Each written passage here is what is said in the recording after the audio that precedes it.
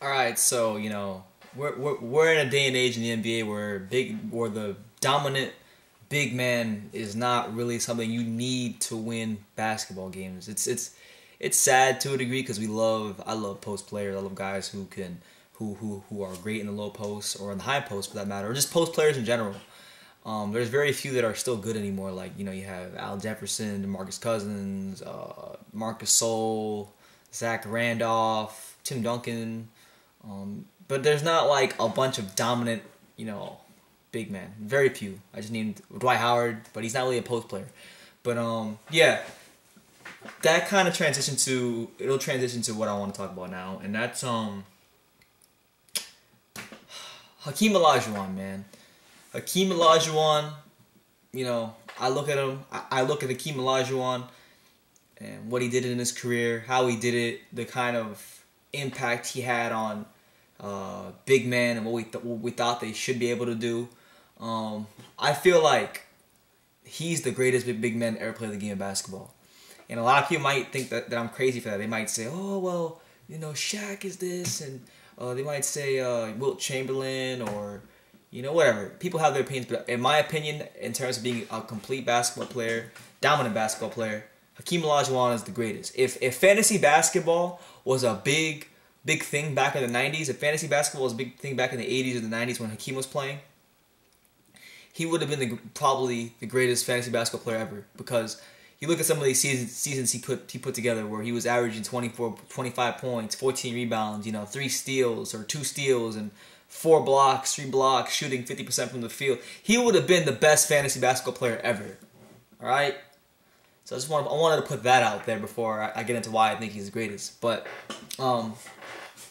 when you look at what big men should be able to do, that's obviously play well in the post. Hakeem did that as great as anybody. With the dream shake, just back to the basket in general, face-up game. He had it all in the post. He had everything you could possibly ask for. And the footwork.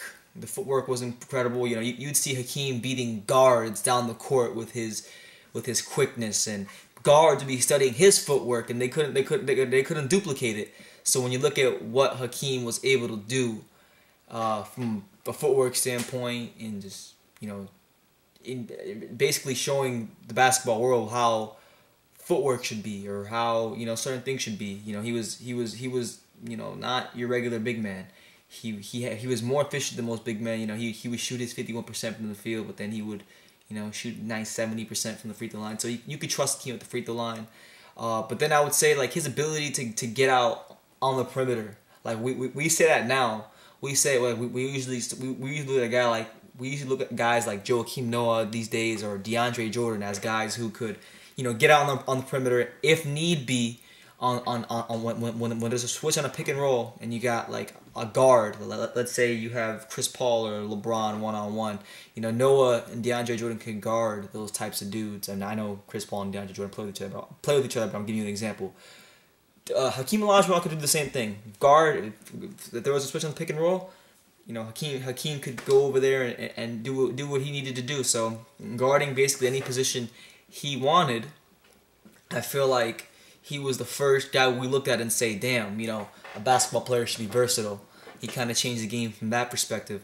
He did all the things big men could do. He played passing lanes better than just about any big man that's ever played the game. And I feel like those Rockets teams. If you go back and you look at those Rockets teams and how they affected the landscape of how the NBA basketball is played now, those teams had a big impact. I know people want to always critique and short side and not give those teams credit because Jordan was playing baseball and they won both of their championships while Michael Jordan was playing baseball. But you got to look at how they won their championships. If you look at, like, for example, I'm gonna pull up the roster right now. If you look at the team in 93-94 that beat the Knicks in the finals, right? You had, obviously, Hakeem Olajuwon as the focal point of that offense, right? Then you had, Vernon Maxwell, Robert Horry, Sam Cassell. And those 3 dudes right there, and Kenny Smith. So you'd always have, like, those 4 dudes. They were really, like, the team that made running 3 guard lineups, having 3 guards, whether it be point guard, shooting guard, having 3 of those players on the floor, being a bit undersized at times, but sacrificing the size for the skill, they were the team that kind of made that cool. Like if you look at every team, like if you look at the NBA after that and the NBA before that, there was very few teams that were really running 3-guard lineups, and I feel like the Rockets don't get enough credit for that. And I feel like because Hakeem was the focal point of those teams, that he needs to be respected a little bit more. So this video, I just wanted to give him some more shine. He may not have been as brolic as Shaq and bullying his way in the post, but hey, Hakeem could do anything Shaq could do. If he wanted to back you down, he could back you down. If he wanted to make you look stupid, ask David Robinson. The year David Robinson won the MVP in the whatchamacallits, and I think the Rockets swept the Spurs out the playoffs, if I'm not mistaken. Oh no, they didn't sweep them.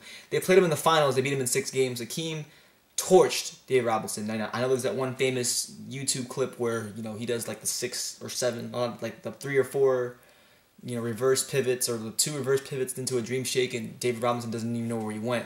But it was that next level footwork. It was the versatility. It was the fact that he played on a team that he was the focal point of a team that changed the landscape of how basketball was played, or how lineups were ran.